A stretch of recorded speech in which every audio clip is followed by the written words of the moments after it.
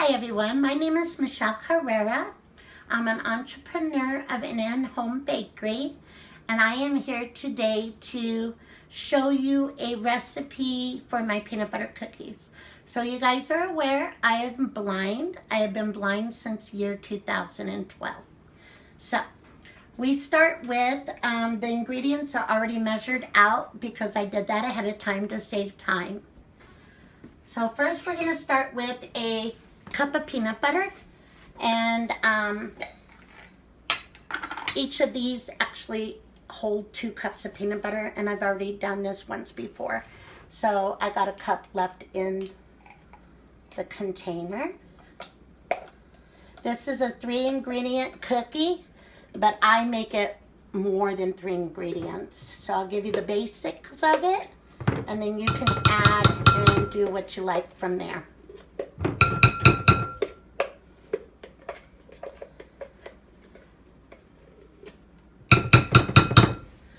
So there we go. We have a cup of peanut butter. And I gotta wash my hands, sorry. I do a lot of seeing with my hands instead of my eyes. So I always have to make sure my hands are clean. Our next ingredient is gonna be a cup of sugar. Now me, myself, I use a half a cup of brown and a half a cup of granulated. So you could do either or, but I do half and half. And we're gonna take that and we're gonna mix it in so it gets blended with the peanut butter.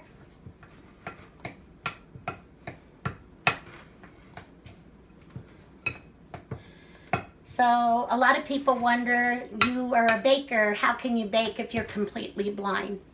Well, in this world today, there is so much technology that we actually have a lot of ways of being able to bake. We have Braille cups, that is our measuring cups. So my next ingredient will be an egg. So we're going to add 1 egg to this. For those who are blind, make sure you're careful that egg pieces don't fall in.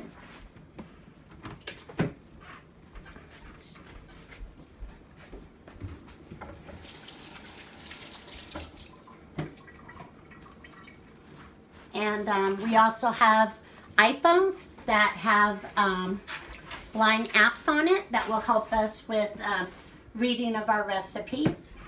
We are also now have products that are called Orcams that help us read recipes by taking pictures of it, and then it reads back to us. So we're going to mix in the egg until it's, you can tell by the texture, at least I can. Visually, you should be able to see when the egg is pretty much mixed in. I notice as I mix, it gets stiffer, and that's how I know. So that's your basics right there. That is a gluten-free cookie. It has no flour, so it's gluten-free.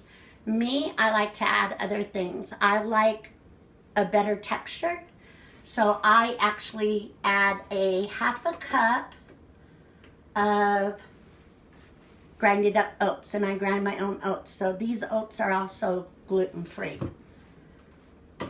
So I'm going to add a half a cup of that. This recipe can be doubled, tripled, whatever you prefer. And how do I know when this is all mixed in? Well, the mixer starts to get stiff and harder to stir. And then it kind of forms into a ball. And that's when I'm pretty sure that it's done mixing. I am going to make this chocolate chips because my grandson loves peanut butter chocolate chip cookies. And I'm actually making this for him today. His birthday's coming up. And we're gonna, the one thing he requested was this recipe.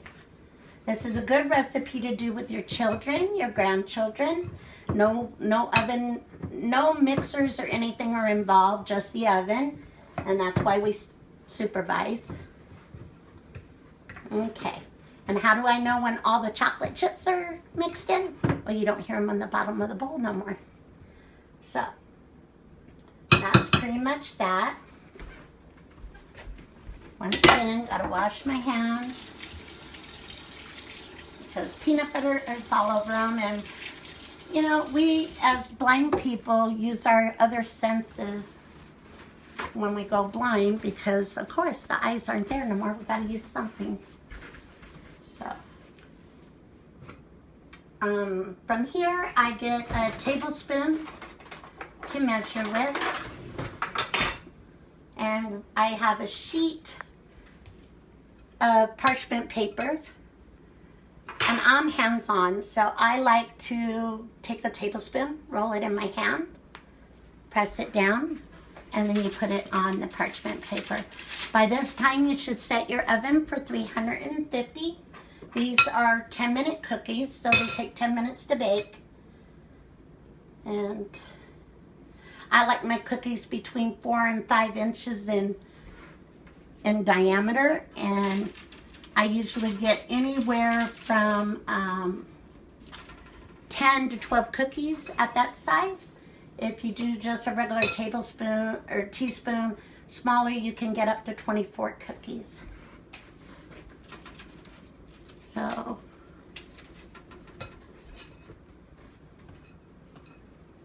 get this done real quick. This is another reason why I said it's good for kids to help, because it's a lot of hands-on.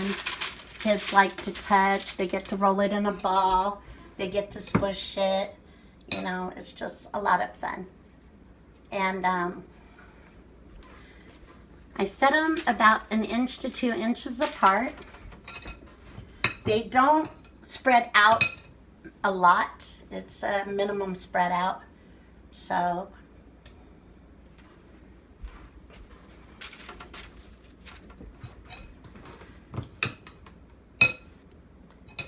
and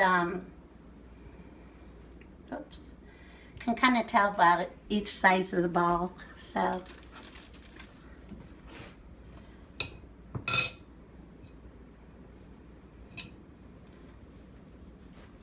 get this done quickly. And I decided to do peanut butter and chocolate chips because everybody likes chocolate and peanut butter together. So it's kind of a given.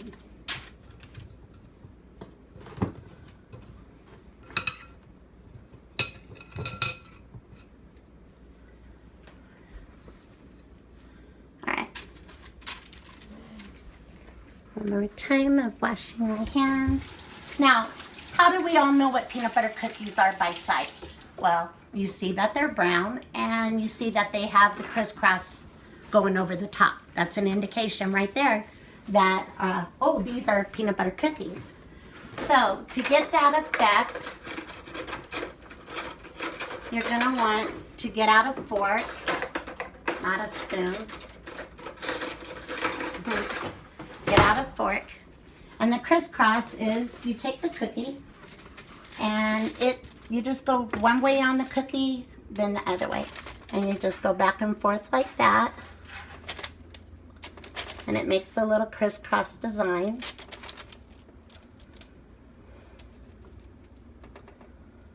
And if it starts to stick, you just get the spoon a little wet and it'll bounce right back. Spoon, fork.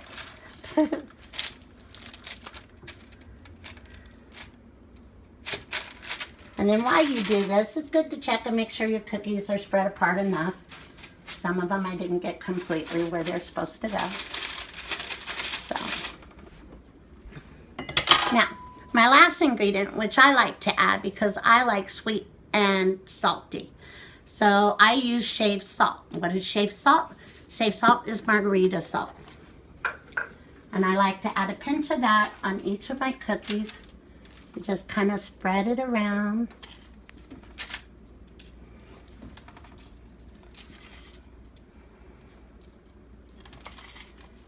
And it's got a good taste to it. The sweetness, the saltiness, the chocolate chips, etc. It's just really good cookie. Okay. And like I said before, it's 350 degrees. It goes in for 10 minutes. And so I'm going to put it in the oven. and that's 10 minutes. And I made a batch ahead of time, so I am going to show you the complete project. And I would like to say bon appetit with something sweet. If you like this video, please hit like. If you would want to share it, please share it. And if you want to hear more about these videos, join, because I will be doing more videos. And y'all have a good day. Thank you. Bye.